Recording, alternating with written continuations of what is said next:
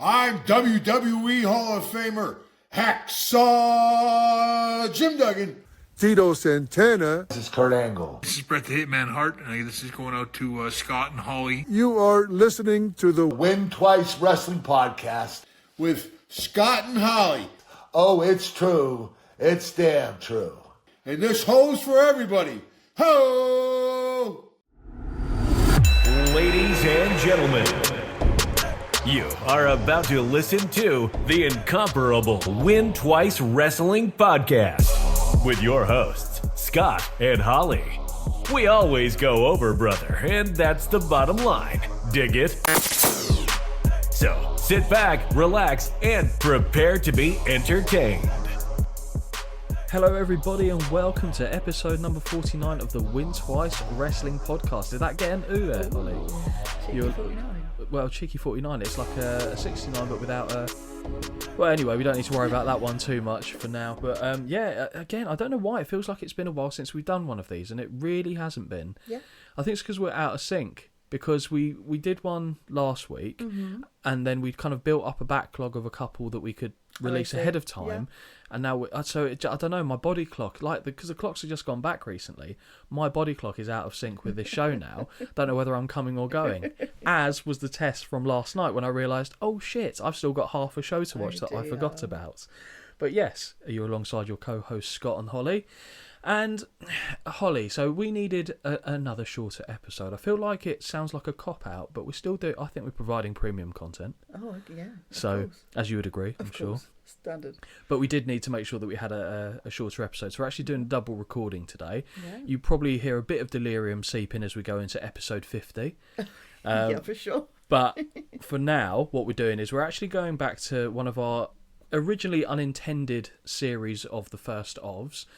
Covered a lot of things in the first ofs. One of the ones in the first ofs, that being Saturday Night Main Event, has taken on its own little mini-series format, which we may or may not see at some point in the next couple of episodes. But we've also covered SmackDown, you've got Raw, you've got Nitro, Thunder, ECW TV, and there's some lesser shows, shall we say, in the annals of WWF and WWE history. And one of them is Sunday Night Heat. Yes. Holly. I'm assuming you were aware at least of Sunday Night Heat being a show. I've heard about it, yeah. So had you ever? I think I've even watched an episode or two at some point. Okay, that was going to be my question. Life, I guess. So how would you have seen those episodes? Like, I realise that sounds like a stupid question because you're telly with my eyes. There it is. See, I know 1.5 working eyes. 1.5 working eyes. So I knew you were going to give some sort of response like that. But do you remember any of the circumstances in terms of like how old you would have been? What? Oh, fuck knows. Would it have been surely not an over the back fence job? No, I think it would have been like a repeated Sunday morning, like on Sky job. On Sky, okay. I think. Maybe. So growing up for me, I don't know when in terms of the history of how it was shown on British TV, but for me, Sunday Night Heat was always Channel 4. What's that? Channel 4 on a Sunday, and I'm assuming many other people, not even necessarily around the same age as us, but I think they would have used Sunday Night Heat to catch up on things they missed on Raw and SmackDown, because they quite often would dip into what happened in the last week and say this has happened and this has happened, and then they'd have matches between people that, let's say, weren't the main attractions. I'm really sorry, I'm going to have to strip off. Oh, okay, wow, fine. Absolutely. It's so hot in it. That's a lot of colour as well on that shirt for you, isn't it? Yeah. I'm not in black. I don't think I've ever seen you wear that blue either. No. What's that say? Chargers today. We need to talk. No, come on. Who's your team? Chargers are my number one team, but Raiders are a very, very close second. Chargers are your number one team? They've always been the number one. When did that happen? They've always been number one. Why did Raiders are very, very much so. No. The Raiders are the best colour, I'll be honest. True. Well, certainly for your colour palette. Yeah. But Chargers has always been a thing. Okay, but then why did we discuss it and you were like, oh, I'm a I'm a Raiders girl, but I'm also a Chargers girl. Sorry. Oh, I'm so saddened by this. More thinking, I definitely got you a Raiders hat. Yeah. Okay, fine. Well, had I known, I'd have gone Chargers, but... No, I'm already kitted out for Chargers. Oh, I can see that, yeah. See that. Very colourful. Quite distracting, actually, in fact. But, so Sunday Night Heat for me was like a staple of my childhood. It was probably the show, because this was at the time as well when I moved from my previous accommodation, like I was in some sort of, I don't know, orphanage, which isn't the case, that I'm aware of. And we moved house, and as part of moving to a bigger house, one of the sacrifices was we couldn't afford the luxury of Sky TV at the time. So I lost, like I said, all the SmackDown. Well, it wouldn't have even been SmackDown then when I moved. No, I tell a lie. Yeah, of course it would have been. No, sorry, Raw I lost. SmackDown wasn't even a show when I moved. So I lost that kind of touch point.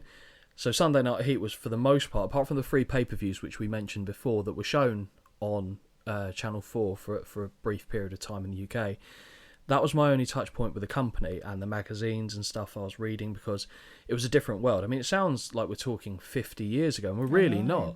It's, 24 years ago? So I moved in 97, I think. So this show was in, August of 98. So fortunately this came around not too long after the fact. So I didn't have too much of a lag without anything that I could watch other than my VHSs, because DVDs weren't a thing at this time really either, certainly not commonplace back in the day. So I went into this with a couple of thoughts as to what we would see, but I was also aware it was the first of its kind, and for the first of its kind they usually put something a little bit extra in. So in terms of how this show was put together, I thought they actually used more bigger names, shall we say. If we watch, let's say, go to a Heat show from 2000, 2001, it would look very different. Right, okay. You won't have any of the big names. You'll get them included in the repeats. The repeats? The repeats. Repeat. Yeah, that was a bit Americanised, wasn't it? But you won't get those big names competing on the show. Okay, that makes a bit of sense then. So I was hopeful that we weren't going to see just job squad matches one after the other. I was a little concerned after we'd put in our little group chat. I say we, I didn't. After, I think you put in a group chat of what we were watching, and Jamie came back and was like, effectively that's going to be a crock of shit. And I was like, oh no. I didn't comment, I don't think, on that. Back on it, no. Only because he would be right if you were picking any show in the future, just because it was there to get some TV time for the lesser names. It did give me like a bit of a... Oh. I know you could put up with it. We've done some of the Saturday night's main events, which have been, one of them in particular will just haunt me. Mr. Fuji and Ricky the Dragon Steamboat in a kung fu match, whatever it was. Oh, sweet God. But no, we're at Sunday night's main event. I've conflated the two here. Oh, could you imagine? Oh, no. Could you imagine? Saturday and Sunday. So you don't even get like the likes of Hulk Hogan and stuff like that. But no, it's WWF Sunday Night Heat, and this is the debut episode, which aired on the 2nd of August 1998. It was recorded on the 27th of July 1998. The venue was the Arrowhead Pond in Anaheim, California.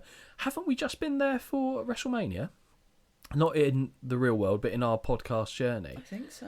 Wasn't that the last one? It was Anaheim, but I don't know. It was, wasn't it? Yeah. But the last show as well. And we've had a few in California, but I think we've just been there twice in a row. The attendance was approximately 4,400. I couldn't seem to pin down a specific number. But the TV rating, from what I read, was 6.6, which is actually quite unbelievable when you compare it again to today's TV ratings for Raw and AEW. Granted, again, small now. Yeah, they are, but again, it's a different animal, isn't it? The landscape of how people consume wrestling. It's TV numbers aren't the be all and end all that they used to be, because now I think the ratings for Raw are like 2 something. That's Raw, and this is 6.6. So it just shows a different lay of the land. So I've got an article right off the bat. Who's it from? Not what you think. Stop it, not the Sportster? Not from the Sportster, no. It's from Bleacher Report. You're a traitor.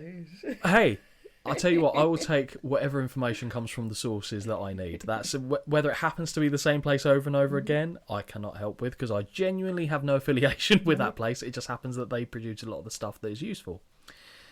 So in August 1998, WWE was riding a wave of momentum. Stone Cold Steve Austin was wrestling's #1 rebel, and his rivalry with the evil Mr. McMahon had captivated audiences and driven WWE to the forefront of the Monday Night War after an 83-week ass-kicking by WCW. With wildly entertaining characters such as The Undertaker, The Rock, D-Generation X, and Sable, The company had struck a chord with the audience. The outrageous, chaotic TV storytelling of Vince Russo and the writing team was engrossing and made the company's television product a must-see. The rating success of Raw and the pop culture phenomenon that Austin had become understandably led USA to want more WWE programming on its network. Enter Sunday Night Heat. Heat invaded the living rooms of eager fans August 2nd, 1998, and served as another opportunity for WWE to deliver its stories and superstars. Those early days featured appearances from Rock, Austin, Undertaker, and even McMahon himself. Sometimes those superstars battled in high-profile main events, and other times they were utilised to further storylines that would make fans tune in to Raw. Most of all, early episodes of Heat were broadcast live, preserving the air of unpredictability that had become such a significant part of the WWE product. Obviously, this one isn't, because I just told you it was pre-recorded. While the live presentation would be short-lived, it was integral to getting the audience's attention at the time. Utilising the programme as a live springboard for stories that would later play out on that week's episode of Raw was a smart booking decision that elevated the importance of the show and created even more excitement for Monday nights. Heat was also a tremendous asset to WWE on pay-per-view Sundays in that it provided the company with one last push for that night's extravaganza. I love them getting those kind of words into these articles because it's just so Vince McMahon-y. Extravaganza. Oh, it's great. Major angles would play out moments before the pay-per-view went on the air, forcing fans who may have been on the fence about ordering the event to finally take the leap and pledge their $40. 40 quid? Yeah? Gosh. I mean, yeah, that was just how, that was their big revenue maker, apart from like, obviously merchandise, house shows, but yeah, pay-per-view. 40 notes. Yeah, exactly. You can go see Progress for that. Just weeks after its introduction, Heat was home to a red-hot episode 1 hour before WWE took to the highway to hell at SummerSlam 1998. On that show, Austin attacked a hearse with a sledgehammer, believing either Kane or Undertaker to be inside just hours before a WWE Championship defense against the Dead Man in the night's main event. D-Generation X brawled with the nation, and Sable revealed that her mystery partner for that night's show would not be one of the oddities, but rather someone fans least expected. The show was the ultimate tease for SummerSlam, and WWE would replicate that formula over time, using Heat as the last advertisement for its pay-per-view endeavours. By the time the one-year anniversary of Heat rolled round, the WWE product was at its hottest and most in demand. SmackDown's arrival in April 99, so bearing in mind Heat came around before SmackDown did, took the emphasis off Heat, leaving it to become a shell of what it once was. That's interesting. Sorry, I know you're... No, go for it. But that's interesting. Weirdly for me, my brain doesn't understand how this comes before that. Yeah, and basically what they're saying here is SmackDown's arrival killed off Heat to being a kind of a third-tier show that it eventually became. Not saying that it didn't serve its purpose, but it wasn't exactly... It wasn't needed, I guess, was it? Only for TV time for people that otherwise couldn't get that on Raw and SmackDown. Gone were the icons of the Attitude Era, whose presence was needed elsewhere, and in their place were the mid-card competitors who otherwise may have struggled to get any television time. The result was a show that may have lacked stars but carried plenty of opportunity for the superstars who appeared on it. Guys such as D'Lo Brown, Val Venus, Droz, Prince Albert, Test, Gangrel and Mark Henry all benefited from receiving ring and screen time they otherwise would have been robbed of on Monday and Thursday nights. I'm livid that Test is being called mid-card. He was mid-card. I know. There's no, I'm not having him main event, I'm afraid.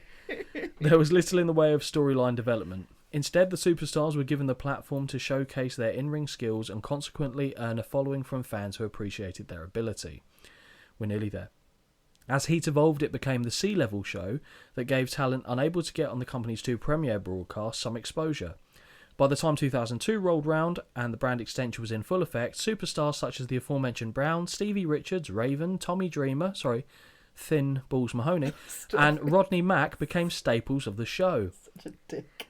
The writers in charge of The Afterthought, that's so harsh but not wrong, took bold risk, attempting to tell those characters' stories to varying degrees of success. Management did not care, and as a result, Heat became this little haven of sorts for cult favourites to ply their craft without the interference of McMahon and co. In 2005, there was even an appearance from a future WWE champion, CM Punk. Really? Yep. All the way through until its final episode in 2008, Heat was the place for the underutilised, underrated and undervalued to work, to make a living and grow fan bases of die-hard wrestling fans. Oh, okay. So a bit of background there. I like to, when we do these kind of first ofs, I like to give you a little bit of how the genesis of that show and how it came to be. So I feel like that did a pretty good job. So thank you to the Bleacher Report for that article there. So that kind of set the table a little bit for you and kind of make some of the sense of what we saw in the show. Because obviously you go in this as a blank slate, as it were. Always. Probably come out relatively blank slate still, but having seen some stuff you may or may not have liked. But yeah, hopefully that kind of shed a little bit of light on it for you. So I guess my question to you, obviously this is in hindsight because you've seen the show, and I know you try and say you keep your expectations low, but did you have something in your head as to what it would look like, what it would feel, who it would feature? I thought it would just be a very small, like, I don't know, I suppose from watching the first Raw, SmackDown, all that sort of stuff, I was like, I wonder how it's going to compare. But also knowing that it's a much smaller, like in my head I was like, I'm not going to get any, there's going to be no one in here that I'm going to potentially really enjoy watching. That's how I started. Okay. I think it's fair to say that that wasn't the case. No, it was not. As the show unfolded. Absolutely. So let's dive into that right now. As is customary with a show of this era, we see the classic WWF intro before we transition into the new Heat video package featuring the likes of The Undertaker, Triple H and Stone Cold to name but a few. In keeping with the Attitude Era, the presentation is full of quick cuts from one scene to another, no doubt to accentuate the fast-paced, exciting nature of the product. The clip finishes with the show title on the middle of the screen in blazing font before we go to the arena, where we see an incredibly loud and colourful pyro display in the ring. It felt kind of big time. Yeah. Surprisingly Weirdly. big time, which is not how I remember Sunday Night Heat at all. With the music still playing, and before we are welcome to commentary, Vince McMahon appears with microphone in hand atop the ramp to introduce us to the host and star of Sunday Night Heat. And Holly, who is the star of Sunday Night Heat? That would be Shane. Shane McMahon. Why do I have a sinking feeling in my gut? Instantly, that is what I thought. Instantly, I was like, oh, God, really? 45 minutes of this? But this is before the Here Comes the Money. Shane sounds like he's walking out to a version of Jacqueline's music, which can't help but make me smile as he's bouncing his head along in an oversized blue shirt before hugging his father. Pretty sure that was Jackie's music. It sounded exactly like it to me. We now hear the voice of JR saying that he and Jerry Lawler are stunned as they understood that they'd be leading this broadcast. Shane momentarily heads back behind the curtain, but only to retrieve a couple of ladies, one for each arm, as he now makes his way down the aisle. Why? Why not? Is my counterpoint to that. Why not? Hey? But his wife was thrilled. Oh, God. Don't worry, guys. We learn their names later on in the show. Oh, we do. Yeah. I've got them. Don't worry. A few fans in the front row were very happy to see Shane, as one screams at him that he loves him, and Shane high-fives a couple of other chads in the front row. So that was surprising to me. I was distracted by a sign that was in the crowd. Oh, please. And it was a drawn pair of tits. Excellent. And it literally had the picture equals ratings. Could have been eyes wide open. They weren't eyes. How do you know? Come on.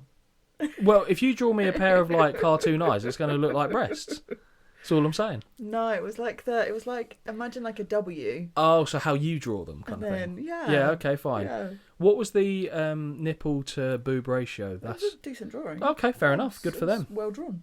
Excellent. Obviously did some art GCSE. Of course. Definitely a guy, yeah? Yeah. Yeah, okay. Yeah. Oh, don't worry. We get on the topic of boobs and that related kind of stuff later on. Okay.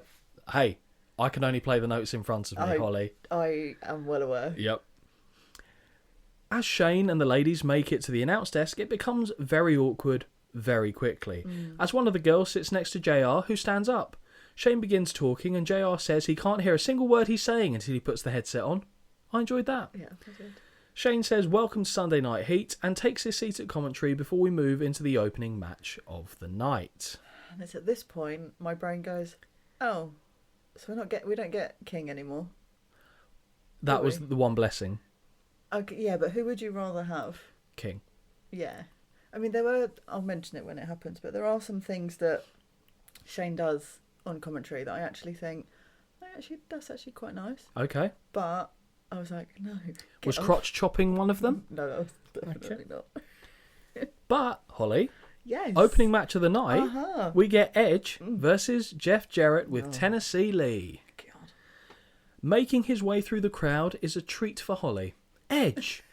Pleasingly to me, he isn't wearing sunglasses indoors, but he is still some way off having an identifiable personality. Do you know what upset me here? Dry hair.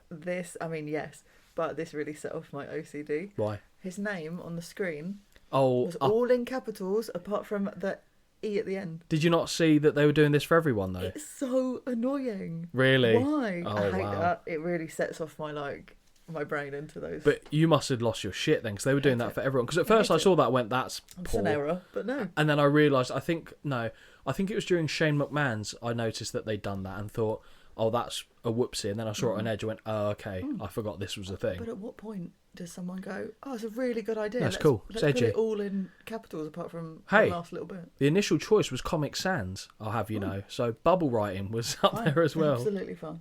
As long as Bit it's of word all... art. As long as it's all in the same bloody uppercase, With transitions to- lowercase, across the screen. Yeah, absolutely. Or the shutters. Absolutely, yeah, coming up. Brilliant. His opponent being led to the ring by Tennessee Lee is Jeff Jarrett.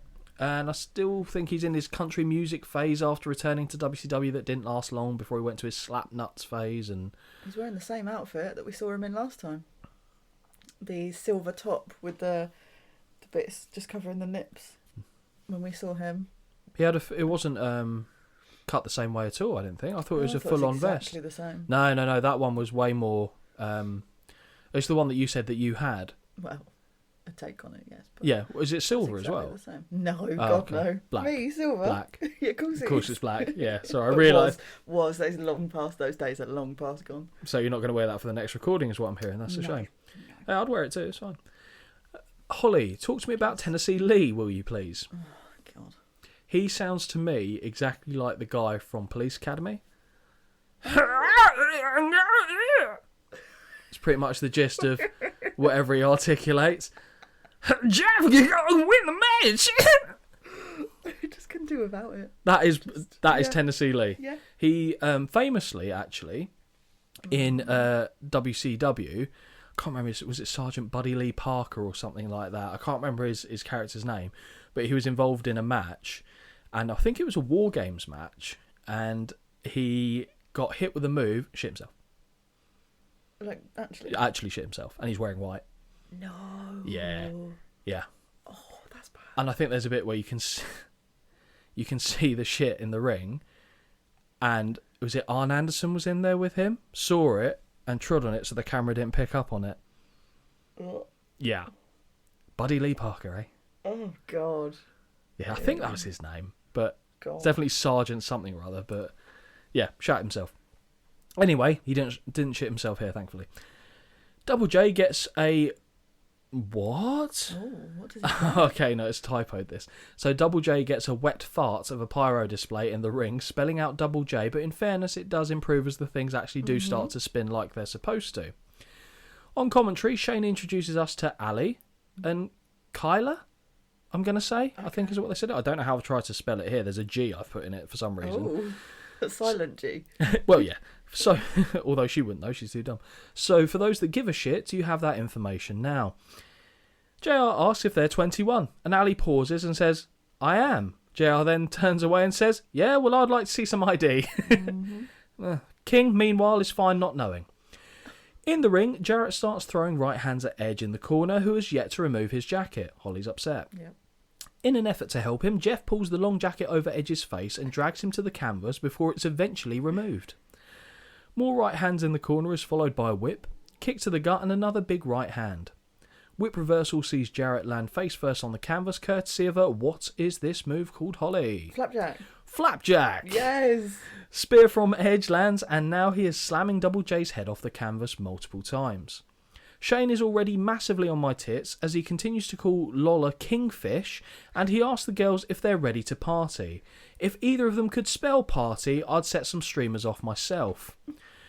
Edge, meanwhile, is standing on the apron, but has his attention distracted, allowing Jarrett to knock him down to the floor. Baseball slide dropkick from Jarrett sends Edge face first into the guardrail, and he's kneeling on what appears to be a sea of crowd signs. What do you think of the aesthetic of it being like an actual guardrail, like ECW? Yeah, it's different, isn't it? Bit edgy, bit grungy. Ish, yeah. Okay, I was fine with it, to be fair. Yeah. Back in the ring, Edge reverses a whip, but is countered and planted with the stroke, which JR on commentary is quick to call out as a new move by the musician. Like the skull-crushing finale, basically.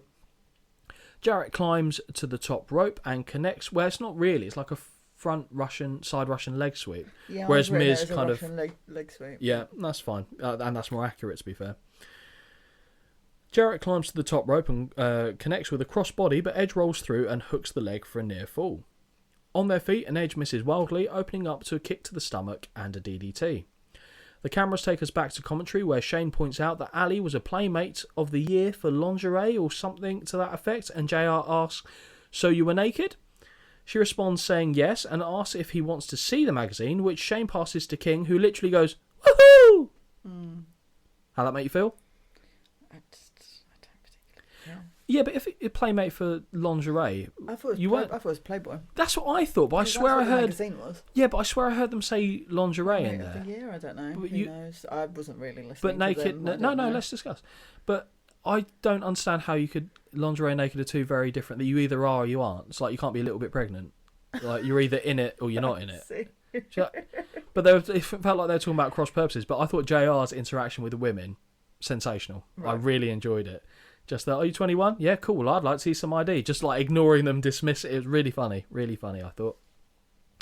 Double J with a blatant choke on Edge, but he has lost some focus and the Canadian begins to fire back. Makeup is being applied to Shane and the ladies on commentary in the latest update on that front. A dill hole in the crowd asks for some too, but is rightly ignored. Oh God, the guy behind Yeah. them. Oh God, yeah. Yeah. Annoying. Yeah.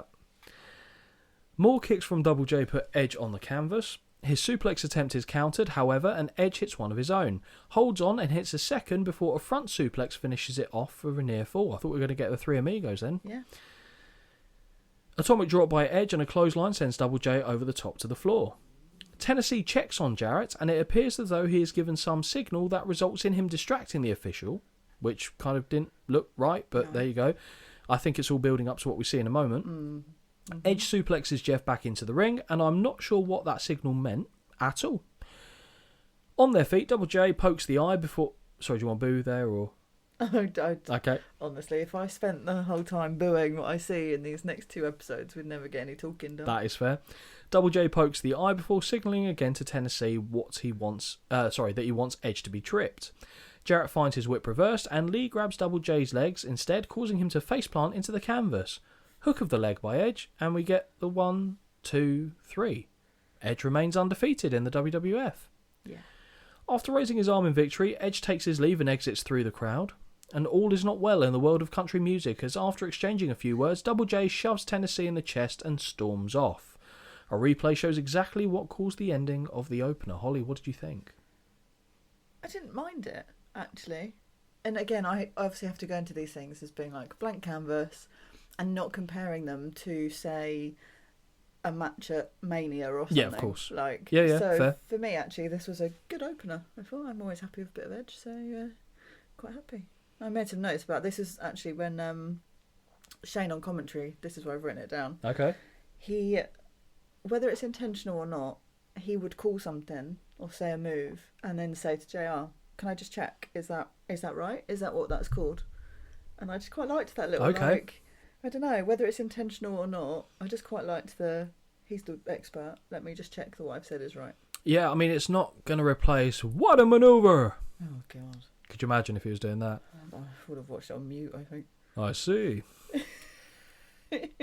What did you score it? 2.5. Okay. Yeah. 1.5. Yeah. I thought it was slow paced.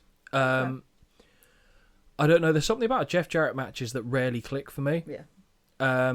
And Edge wasn't nearly interesting enough to engage me in the same way that he was you, I assume. I don't know what you're implying. Like I said, it wasn't bad. The ending was a bit of a wet fart because people get tripped all the time.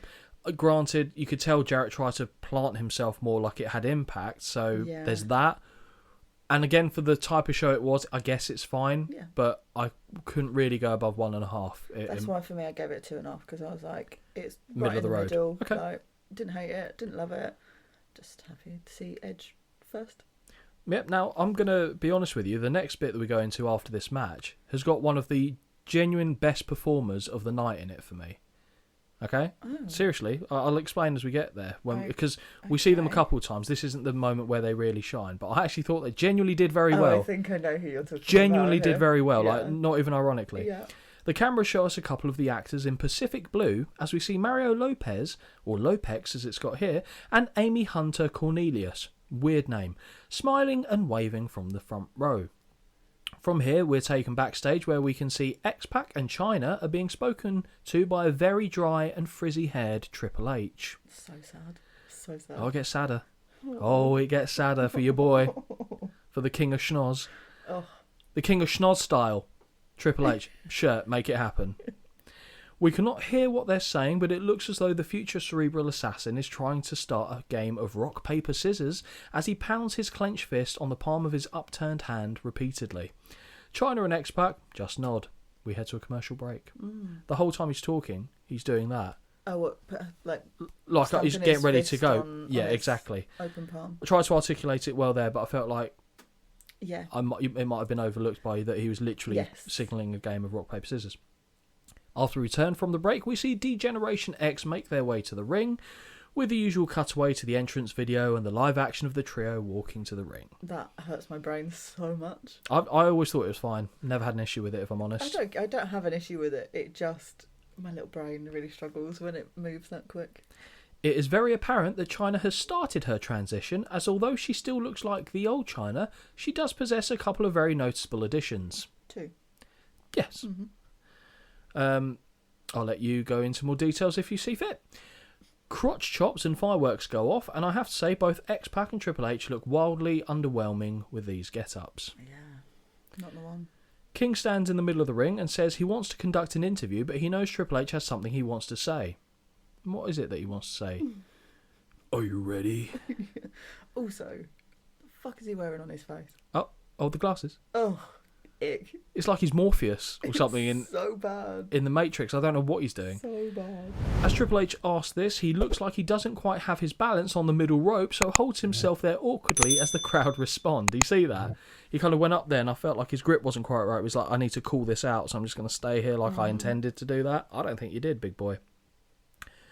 Triple H says that for the thousands in attendance, and one old wrestler stood in the ring in a Liberace outfit. Liberace. JR and Shane laugh at comms, and even King is standing there smiling at the dig. Let's get ready to suck it! I really never understood what was expected from this request. No. Why do you want everyone going round? I mean, don't get me wrong, it's not a treat for the other party, but I would be very selective about who's going to give it a little kiss. Like, what are we doing? What are we doing? I don't want, like, going up to go, oh, yeah, JR. No, thank you. Yeah. I mean, he wouldn't do it unless there was barbecue sauce on it, let's be perfectly honest, but... Triple H says that for the... Oh, no, we've done that. King asks X-Pac about his thoughts on Vince McMahon making Triple H and X-Pac go one-on-one next Monday night to decide the number one contender for the Intercontinental title. Will this be the final nail in the DX coffin? X-Pac says that he and Triple H are pros. I love the fact you yawn as soon as I get to the bit about So X-Pac sorry. talking. He's so unintentional. I know. He still just winds me up. He doesn't even fucking do anything. Oh, don't worry, he gets his bullets in a second. X-Pac says that he and Triple H are pros, although he does refer to himself as X to the P to the A to the C, which will have angered Holly as much as me. Honestly. X-Pac says they will tear it up and then shake hands after. Furthermore, are they talking about China? Stop. Vince McMahon can suck it. His promos are not good. And I realise one of the biggest issues for me, not only are the words like a little panicked, the eyes tell the story. It's the deer in the headlights. Yeah. You can see, like, no matter what he's saying, his eyes are white. Petrified. Yes, exactly. Yeah. And I just can't engage with that. In, like, every interview I've ever seen, the best interview he probably ever did, and it was dog shit, was the one where he was wearing, like, the, not kimono, but, you know, the thing where he accompanied Razor Ramon. I was like, yeah, Razor's ready. Razor, because he didn't have that wide-eyed stare. But every other interview, It's like, I don't quite know what I'm saying here, and it feels like he doesn't believe what he's saying, so why should I? I wonder if that's why he wears such a large Yeah. bandana to try and cover his eyes, so everyone doesn't see how petrified he is. And I feel like we're being a bit harsh on him, because like in terms of what he does in the ring, it's fine. Probably better than a lot, actually, to be honest. But I'd agree with that. a big portion of the whole professional wrestling shtick is being able to, in equal parts, like, I'm just trying to think of someone who, I mean, I guess it depends on the era in which you're looking at. But if you go through the history, like The Rock, was he the best wrestler? No, but he could carry himself to a level where it was fine. But obviously he more than made up for it on the stick. Stone Cold Steve Austin on the stick was great. Back in the day, was actually a very good wrestler. But in his prime in the WWF, after he'd had to taper it down because of injuries, etc., his matches weren't great. The best one he ever had for me in the WWF by a mile was with Bret Hart, and that was before he came the animal that he would in about a year or so's time. So you've got to have the balance, and X-Pac was better. Well, oh god, do I want to say he was better in the ring than The Rock? No, because I don't because what he did athletically is better, but because he doesn't have the natural charisma with it, right, it doesn't hit the same. So I'm aware that athletically he's doing better stuff, but it doesn't work. Okay. And I think that's kind of my issue with X-Pac, because it's funny because obviously we were talking about X-Pac heat and you not being a fan specifically, which ties into that. Yeah. And I never really felt strongly one way or the other about him. I kind of nothinged him. Yeah. But going into these podcasts to try and analyse what we're seeing, I'm able to identify like, oh, this, that and the other. And like, for example, another learning experience, I guess, for me was when we were talking about The Ultimate Warrior. Yeah. And I said, I know why I was not attracted to him, but why he engaged me as a kid, because he's basically a big kid running around, bright colours and stuff. Yeah. Whereas X-Pac, I'm able to go, I don't like you because A, B, C, D. I just have no interest in anything that comes out his mouth. Or goes into it, whatsoever. For that matter. Well, yeah, I know. But, I agree. And like I said, it's... hook me in. I mean, to be fair, is he ever going to hear this? No. But it's not actually... It sounds like a harsh dig, but it's just... That's just how it feels. I happily watch him wrestle, and as we have, and I do think he is decent. Yeah, was decent. And I really enjoyed that Brett match at Raw, which you didn't as much as me, but I thought that was actually very good. But I just don't give him a microphone. No, I agree. You have to, for him, I think you need to adjust the way in which his character's done. So if I was booking, let's say, Take Me Back then, it's difficult as a face because I can't quite work out how it does. I guess you'd have to do it as like an underdog who will try and fight anyone but ultimately get crushed. But as a bad guy, you've got to be a weasel. Because in the land of the giants, where everyone around him's massive, you've got to be a bit of a underhanded weasel, dirty, try and get fast ones left, right and centre. And I guess he did it to a point, but not consistently. He was always, oh, it's cool, I'm cool. Right. No. Okay. So that's it for me. So that's the talking about X-Pac. And I think we're kind of in accordance on that. Yes. Okay, Triple H is wearing dumbass sunglasses indoors and begins reminiscing about how he, China, and the Heartbreak Kid formed DX. And there's a noticeable pop when Shawn is referenced. Biggest of the night, I'd say. Yeah, for someone who's not even there. Yep, they kicked the arses they wanted, they showed their arses when they wanted, and they were the most titillating portion of any show they were on. I love that word. Emphasis on the use of the word titillating. Holly, where do we go from there? You're the designated female in the room because I don't know what... Designated, thanks. Well, I'm saying... I am the female in the room, right? I am the female in the room. Okay, yes, you are the female in the room. Yeah. Just talk me through this bit. I'll give you my thoughts on it. This is so bizarre. So bizarre. And I was like... You know when you sit and you watch it and you go, hang on, is this actually happening? Is this actually happening? Obviously, these girls are planted in the crowd. First one is.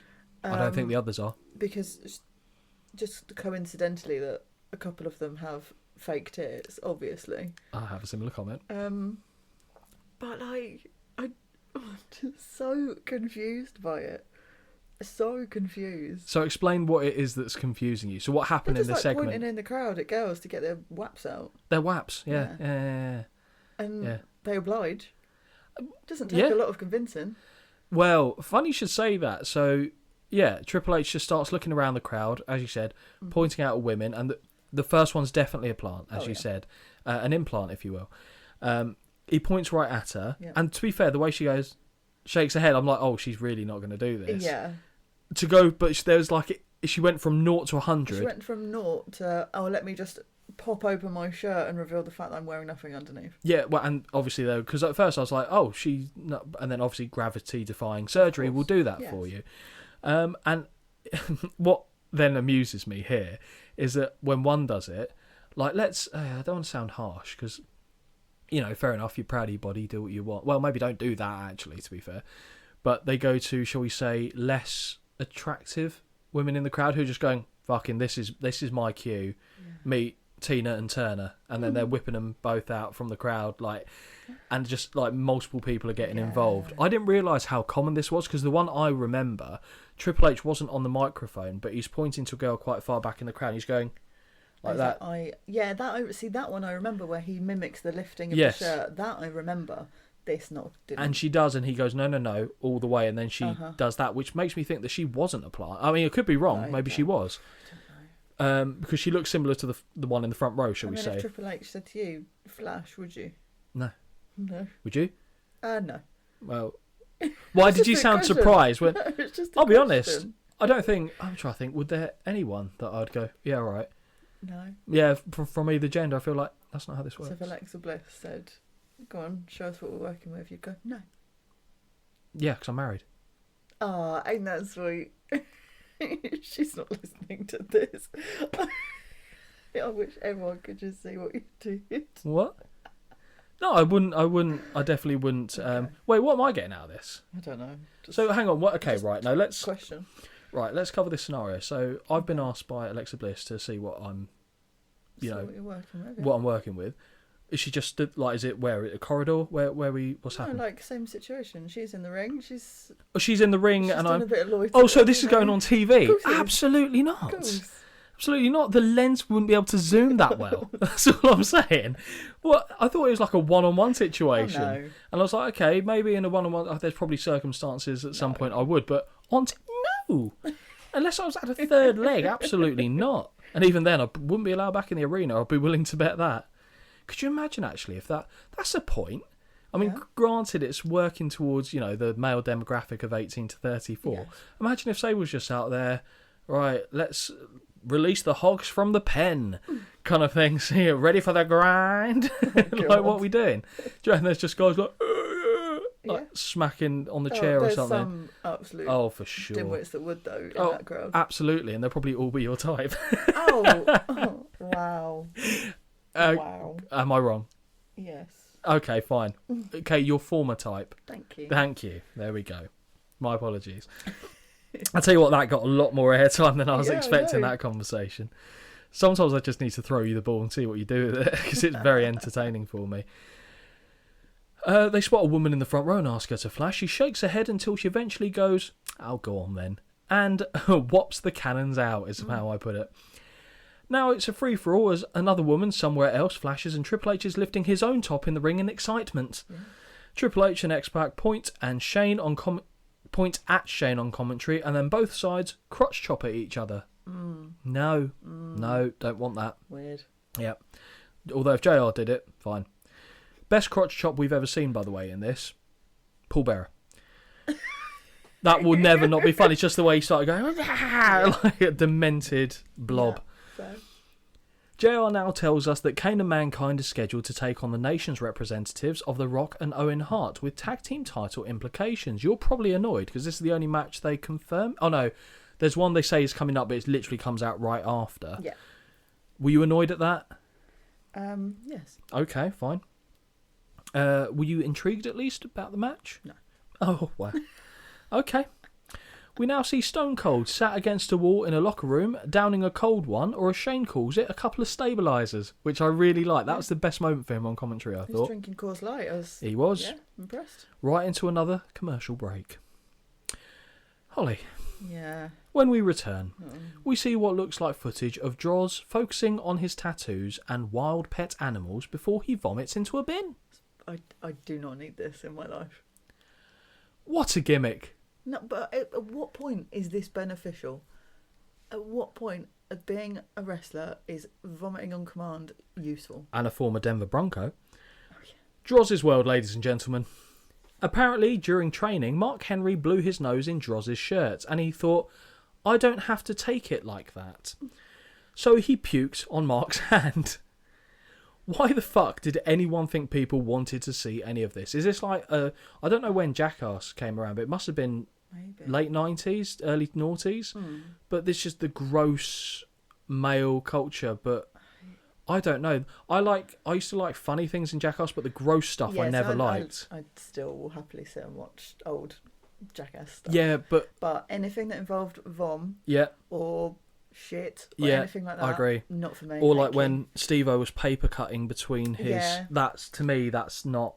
But big hand. Show me the big hand. Show me stunts that go wrong. Fine, but I don't want to see. I can't remember who it was. I want to say it's like Aaron McGee, whatever his name is.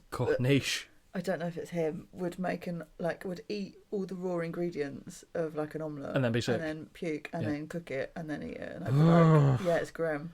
But that stuff could do without. So this, no, thank you. Yeah. So Droz could have potentially made his way onto the list had we not just seen any of this. Yeah. Okay, we finish off with Droz showing a tattoo of a dog he has on his arse, and mercifully, we head to our second match. And you say that you have shit tattoos. What are we saying here? What are we saying here to I only Droz? think I've got one bad one, but that is horrendous. And just to be clear, that's not me saying Holly has shit tattoos, but Holly So has one, said that. Yeah, one. Is that something around here Yeah, somewhere? yeah, Okay, cool. big Don't know what one. it is. Oh, is it a big one? What is it? Well, it's just symbols all down my side. Symbols of...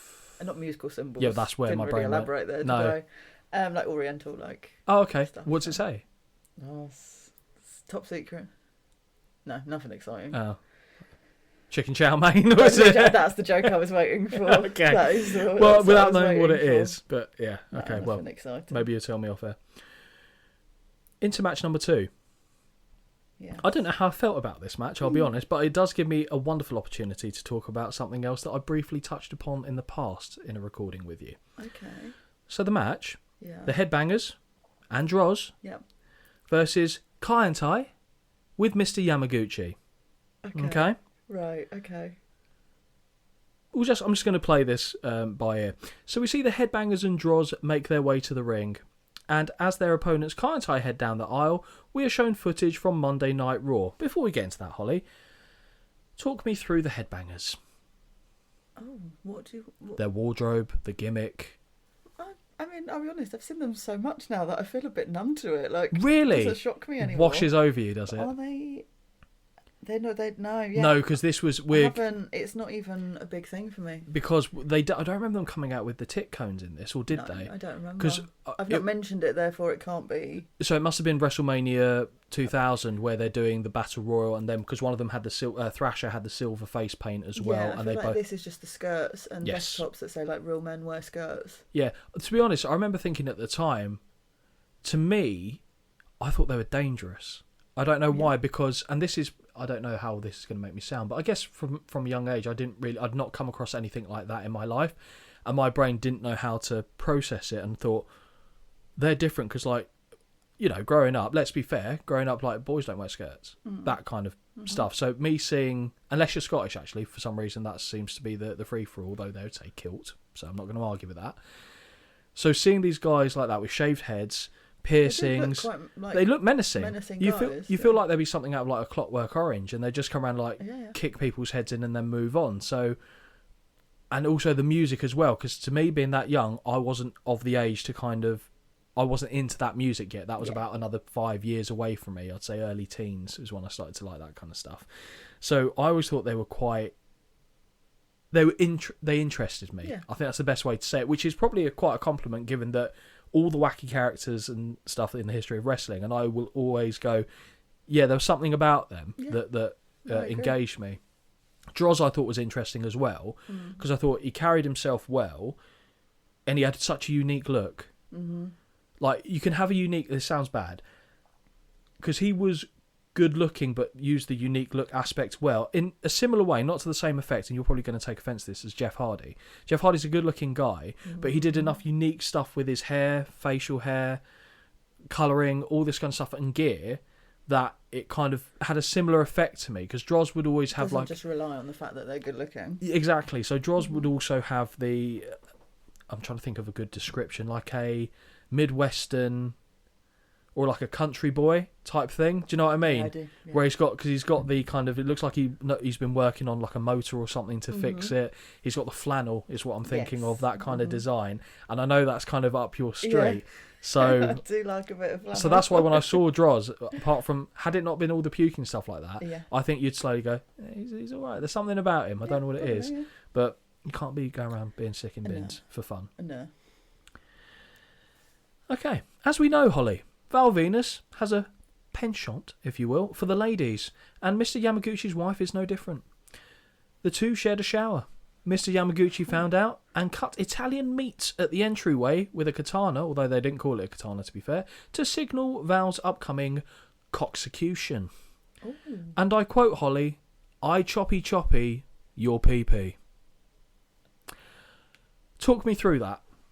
What do you want me to talk about? It's weird. How does it, like, because my reaction is, that doesn't fly anymore. That is funny though. Do you know what I mean? Yeah. I wouldn't see now. Imagine Shinsuke Nakamura came out and just said, "AJ Styles, I chopper your pee-pee."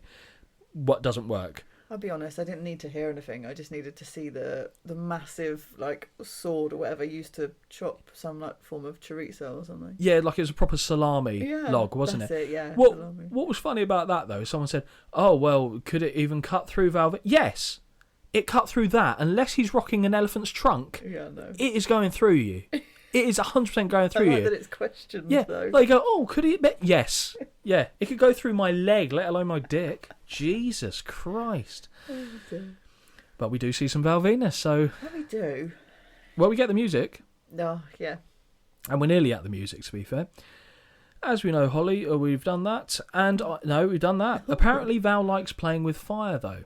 With Kaientai now in the ring, Val's music hits, and he appears at the entryway with Mrs. Yamaguchi. And the two begin hugging and swaying like it's a slow song. It's so awkward. It's just awkward. Yeah. Also, he must have been like, "Don't get excited, don't get excited," because there's a lot of physical contact. So I reckon you can control it. Right. But when physical contact, sometimes things kick off without. Yeah. From a guy's perspective, sure, okay. I can confirm that is. I wouldn't often know. Well, no, I might. Well, okay, I'm not going to go into the anatomy. What? Oh my God, anatomy of it. Yeah. Thank you for helping. By the way, that was really kind of you. Come on, you think I can get there? I was going to say, do you know what word I was going for? My brain was like, I think I know, but I'm not going to say it in case it's the wrong word. Yeah. Make myself sound stupid. Yeah, so I'm not going into the anatomy side of it, but I'm assuming that obviously just the female signs aren't noticeably visible, but it would I assume it would still work in the same kind of way, except on a guy you would notice it, unless it was really excited from a female perspective. Like when Baron Corbin's coming out or something. Oh, you're leaving.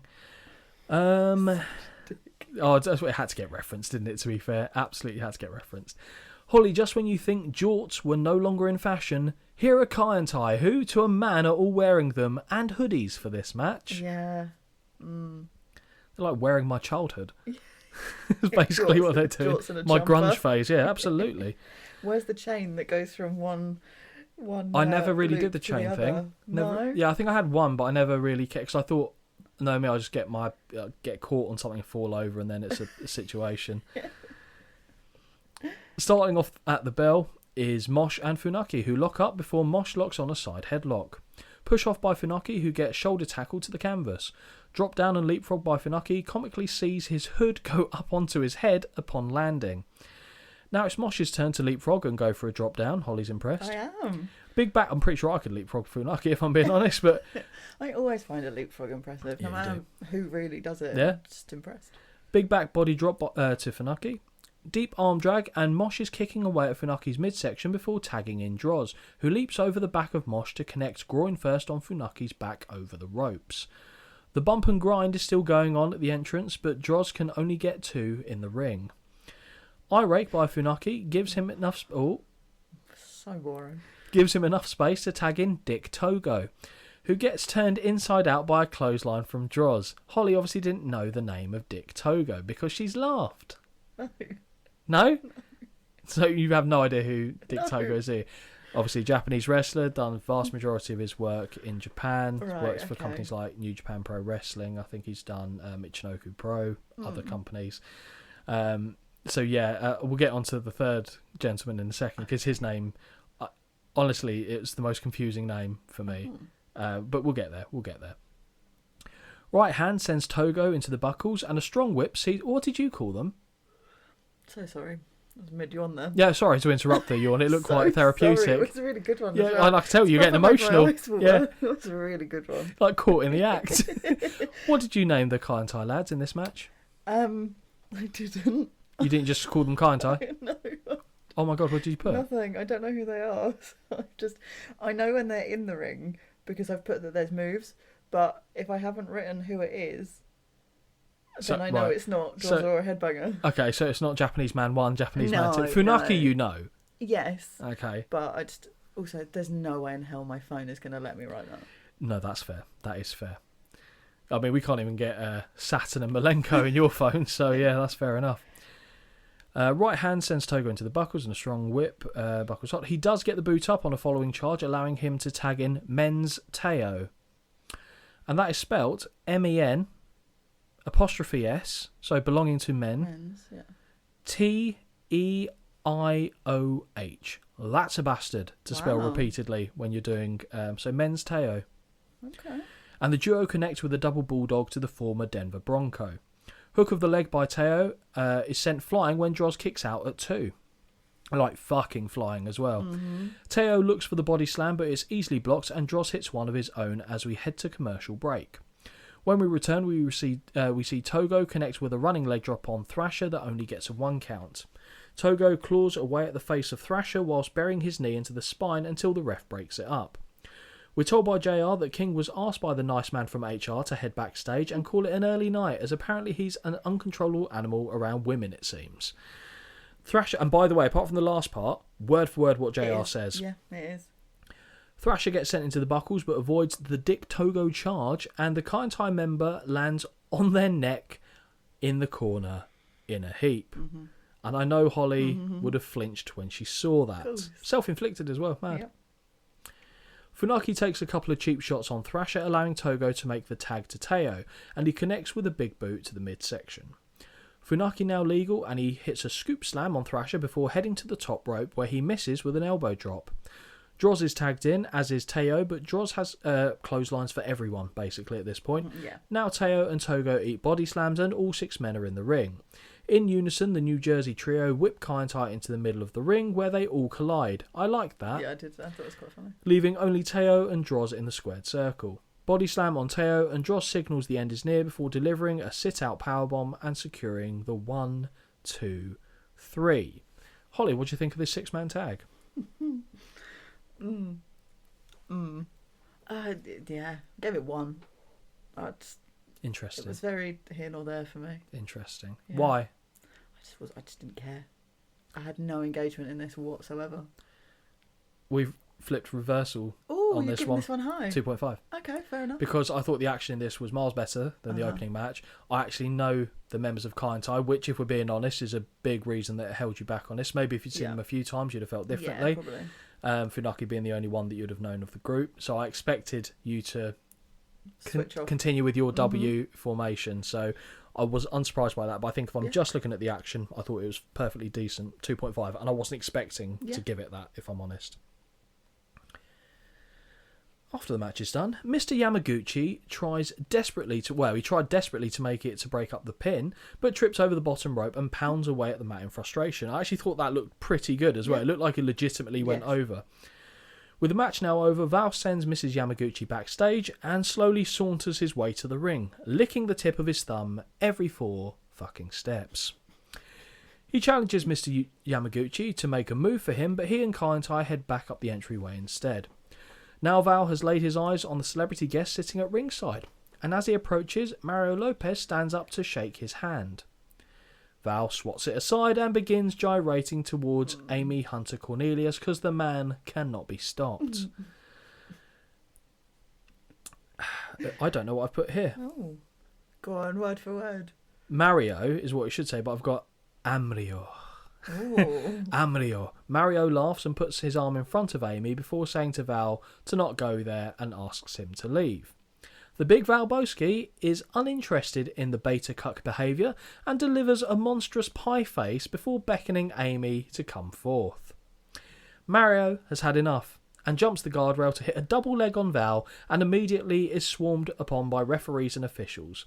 Fair play to Mario. He played the part very well. So well. Potentially the star performer of the night for me. Yeah, I don't think you're wrong. Really thought he did it well. I don't think you're wrong. His reactions look like, oh, hi, I'm at wrestling, kind of, Yes. oh, okay. And then it's like, don't do that. That's enough. Okay.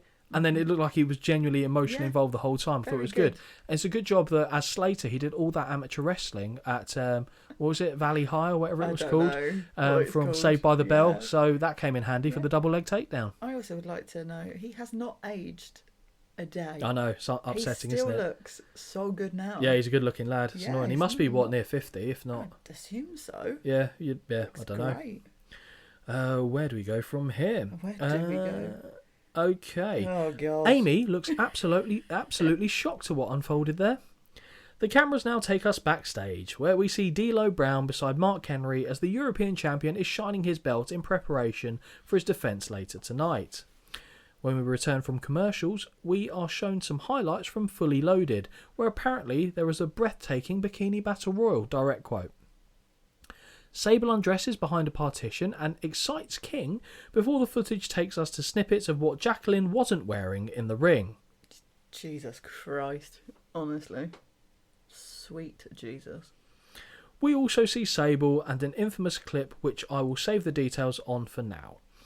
A show for another day, perhaps. And that was Fully Loaded 98. Coming to a podcast near you soon. Yeah, but I remember this. As Really? in that the boobs on the boobs on the hands on the boob thing. Yes. Yeah, I remember that. When I think of Sable, that's literally what I think of. Yeah, as does Yeah. pretty much most red-blooded males as well. I imagine pretty much most people Yeah. remember her for that, to be honest. We're also shown footage of what took place on Raw thereafter, and Vince creeping on Sable, saying that when someone like her owes him a debt, he usually collects. Having seen the Vince McMahon documentary and knowing obviously that Sable sued the company for sexual inappropriate behaviour and stuff like this, I wonder if this was used as key point one. But it wasn't Vince, it was the Mr. McMahon character. Of course. Funny that. Such a fucking sleaze. Mm-hmm. He says she can keep her job as long as she isn't, and I quote, an ungrateful bitch.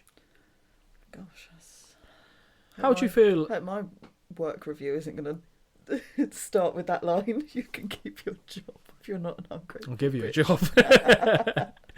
Sable, I think I'd get sacked actually. Sable Yeah, flips. you think? Yeah, I think so. Just depends if you went to HR, to be honest. Which I imagine you would. Sable flips McMahon the double birds and removes her top to reveal a black and white bikini. That's pretty much the gist of this one. Yeah. She looks insane though, but yeah. Yeah, but a bit xylophony. Xylophone? Oh, ribs. Yeah, when I can Okay, see. bit too skinny. Yeah, I just think I'm just too fat for that kind of woman, to be honest. Match number 3, D'Lo Brown with Mark Henry versus Ken Shamrock for the WWF European title. Holly is foaming at the mouth, and not the one you think. As we return back... What? What the fuck?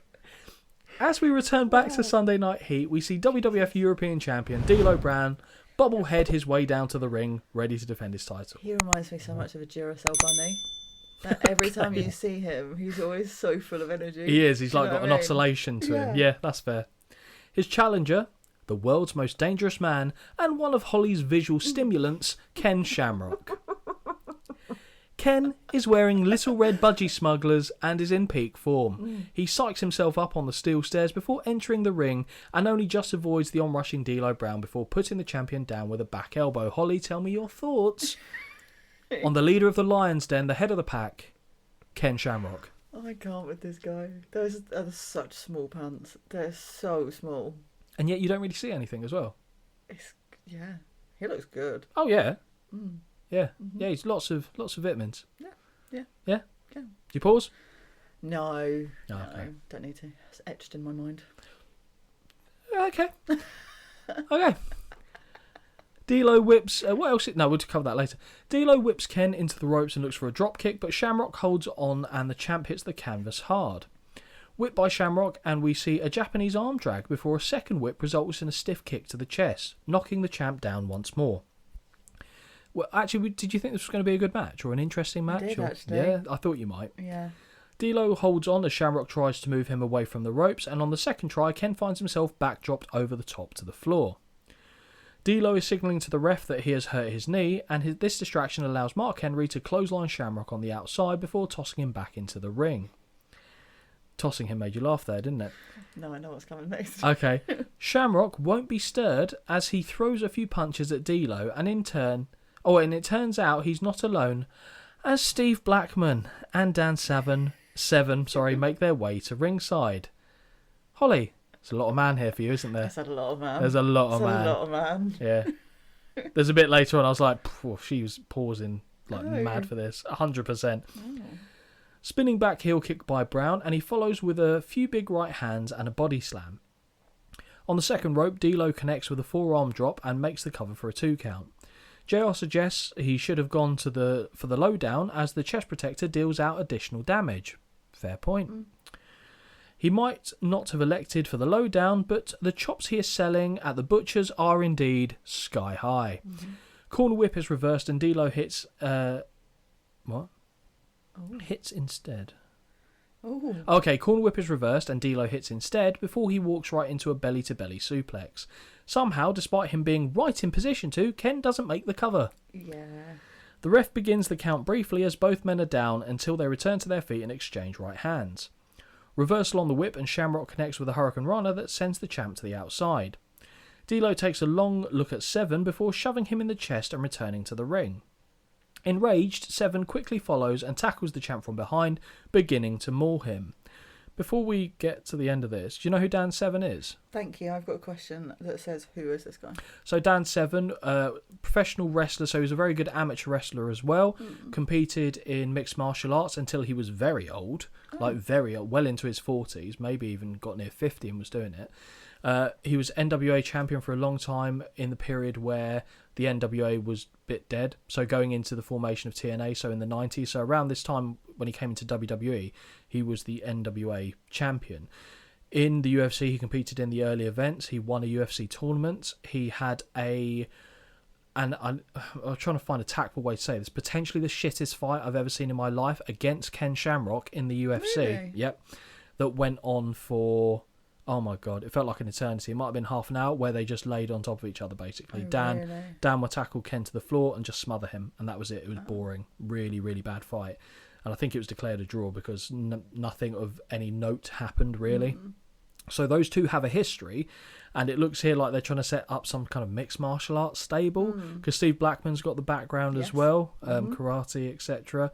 So interesting, and then obviously Ken's having to work with Dan Severn quite closely. Blackman jumps in and breaks the two up, suggesting that was a dumb decision and not part of the plan as the referee signals for the bell and D'Lo has retained by disqualification.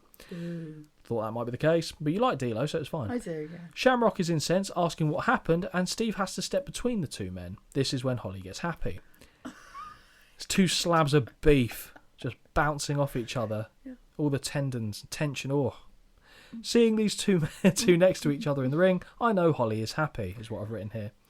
A stern-faced Severn leaves the ring and heads backstage as Shamrock begins smashing the steel stairs with a chair as he loses his mind. What do you think about this match? What did you score it? I was disappointed, obviously. It was very short. I would like it to have been a lot longer. A lot longer. Joking.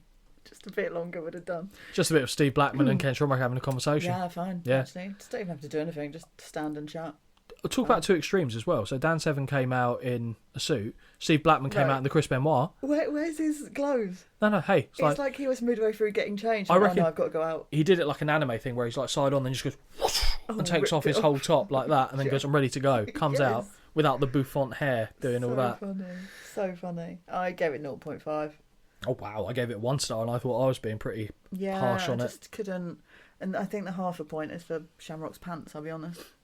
And well, maybe a quarter star for that, and a quarter star for Steve Blackman coming out. Yeah, I mean, also he needs to. Whoever he was getting his tans from, he needs a refund because he lifts his arms at one point, and there's just a white streak all down the side.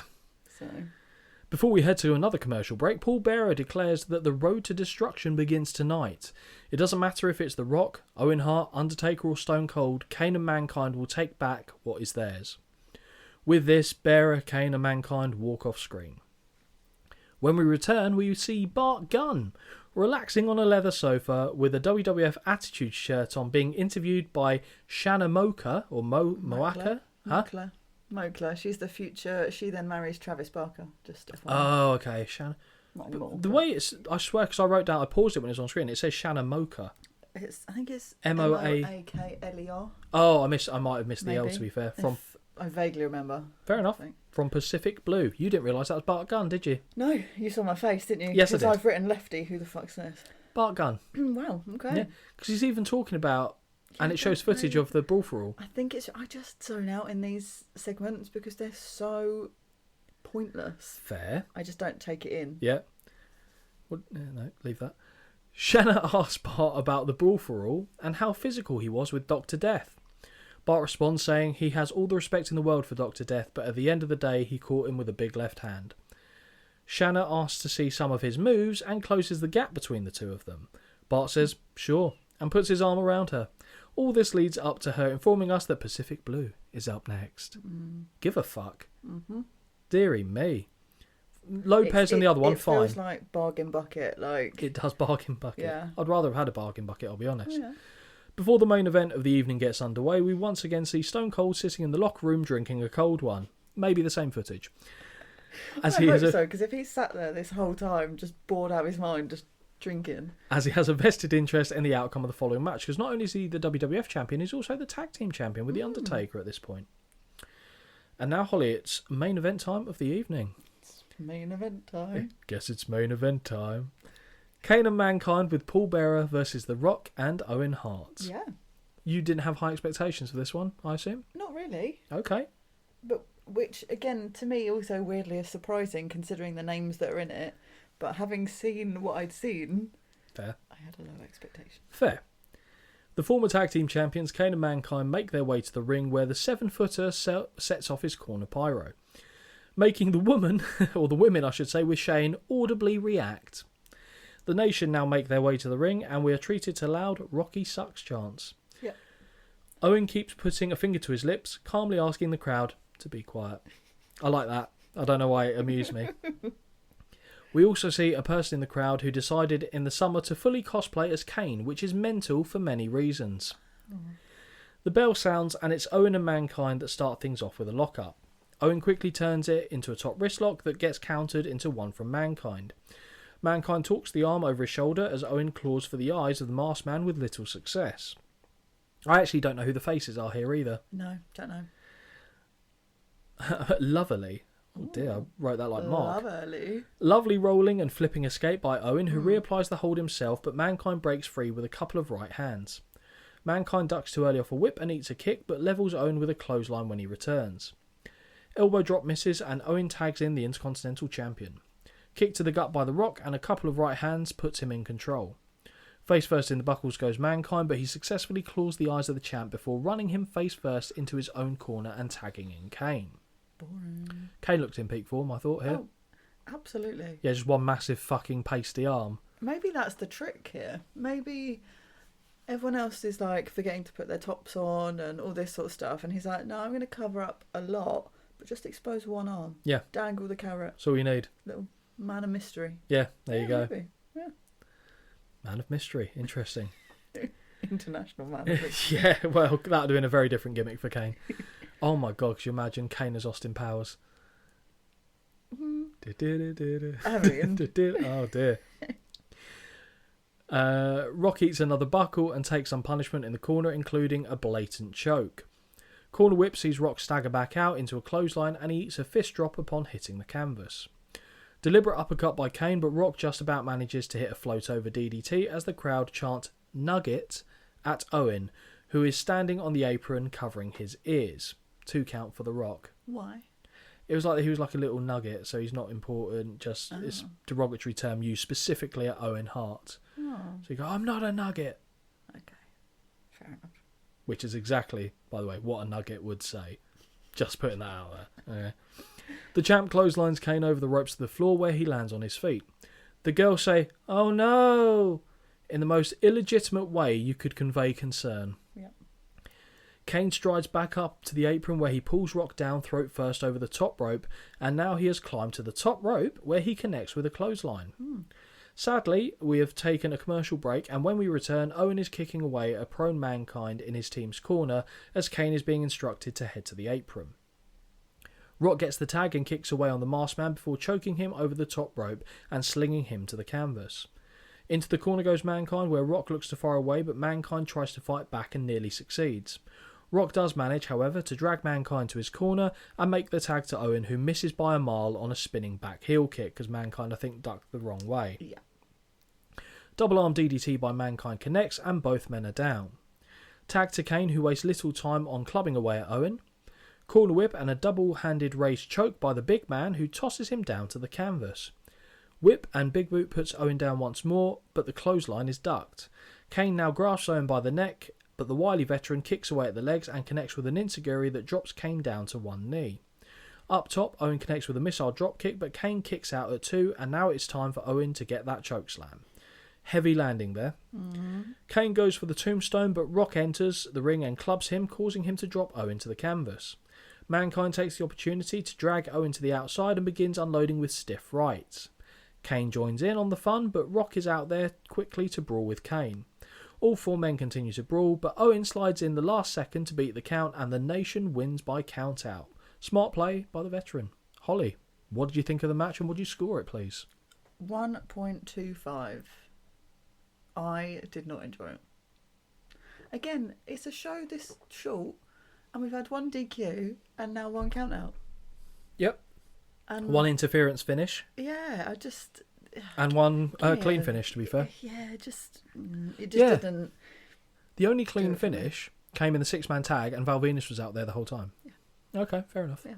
So, yeah, I don't know, and I think I personally had a high expectation considering who was in the match, but then I think I have to be logical and go, it's on Heat. Like, it's not going to be Yeah. that amazing. I'll be honest, I didn't have a high expectation because of the circumstances that you just kind of explained there. Yeah. I was very similar to you. Actually, this is the closest by far that we've come to on a match. I gave it 1.5, so we're only Okay. quarter of a star different. Nice. It wasn't great, but I wasn't expecting it to be as well. And it was interesting that the Nation kind of came out with a win there because, Yeah. yeah, I wasn't expecting it, I No. don't think. No. With the main event now over, JR sends us backstage where Michael Cole is in the locker room with the WWF champ, Stone Cold, Steve Austin. Cole references that Steve now knows who's going to face on Monday, but wants to ask him about throwing the Undertaker a beer and whether that shows solidarity between the two. Stone Cold says, hell, it just shows him that he was thirsty and I gave him a drink. That was pretty much. Fair enough. Cole's second question is that after the beer, Taker looked to have conveniently turned his back as Kane attacked Austin from behind. Although Kane actually slipped on the beer as he did this, which amused me. It was quite funny. Stone Cold says it was his fault for dropping his guard, but at the same time he did notice that Undertaker didn't lift a damn finger to help out either. Cole asks Stone Cold if they are no closer than they were 3 weeks ago, and Austin informs Michael that he's a lot smarter than he gave him credit for, but does also call him a jackass. Stone Cold has all the respect for The Rock and Owen Hart, but it doesn't matter as he will whip everybody's ass that is put in front of him. He ends the interview there, saying Cole is beginning to piss him off, and he just walks off camera. To send us home, JR and Shane say that it has been fun, and they will see us next week as the show comes to a close. Yes. What were your overall feelings on the show? The fact that it was 45 minutes Lovely. was great because I couldn't be annoyed about anything really length of time wise. Yep, fair. Um, Wait till the next one. I said, my notes literally have said it wasn't the worst thing I've ever seen by far. Considering it's 45 minutes, wasn't too bad, wasn't also that good. Fair. I gave it a 4.5 out of 10. I think I agree with you, actually. Yeah. I was leaning towards 4, but looking at it in hindsight, I think 4.5 is probably about a fair summarisation of it. It was helped massively by having some of the bigger names on the show. Yes. Imagine if you take out all those players and introduce more, not be not being funny. Al Snow, like that kind of level of. I'll be honest. I like Al. I'd quite like. Yeah, that. I like Al Snow, but it's not the headline act. You'd feel like I didn't feel like I got a main event kind of thing. Okay, out of yeah, that. yeah, I see what you're saying. And that might be unfair, but that's how it would have felt as the fan. It'd be interesting to then watch a different one now. Not Yeah. now, but do you know what I mean? Like, watch a later one. Yeah. Once it's all set in the stone and changed, and it be like those sorts of people the whole way through, and see I what think kind of vibe it gives off. anything from 2002 onwards, I think would kind of have you covered on that one, if I'm being honest. So I'm sure we can do that at some point. Someone can point us there, to be fair. But we're not quite done. No. Outfit of the night, Oh Holly. god, this was a fucking struggle. Was it? Yes. Okay.